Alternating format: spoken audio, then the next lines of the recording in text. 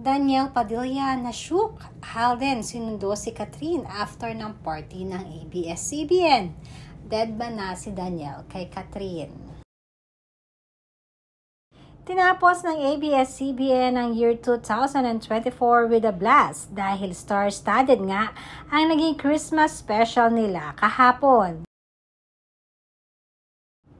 Tinipon nga ng ABS-CBN ang lahat ng kanilang big artists para sa special na yearly event na ito. Isa sa mga nag-perform ay si Ann Cabogabol Vice Ganda na talaga namang kinagiliwan at kinailawan ng mga audience. Andun din ang mga heartthrob ng ABS-CBN na sina Danny Pangilinan, Joshua Garcia at James Reid. Subalit ang talaga namang inintay ng napakaraming netizens at agaw eksena ay ang performance ng Asian superstar na si Catherine Bernardo. Napaglabas pa lamang nito ng stage ay hindi na magkamayaw ang kanyang mga fans na suportado rin ng kanilang fans ni Alden Richards.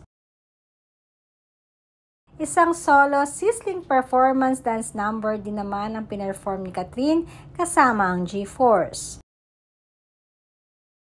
Madaming nakapansin na talagang ibang-iba na ngayon si Catherine Bernardo na i-compare mo noon last year. Usap-usapan din ang muling pagkikita ng mag-ex na sina Catherine Bernardo at Daniel Padilla after ng kanilang naging breakup. Madaming nakapansin na hindi na talaga nagpapansinan ang dalawa. At sobrang nashook nga itong si Daniel nang makita niyang maaga umuwi si Catherine dahil ayon sa aming source ay spotted nga di umano itong si Alden Richards na sinundo si Catherine sa nasabing party.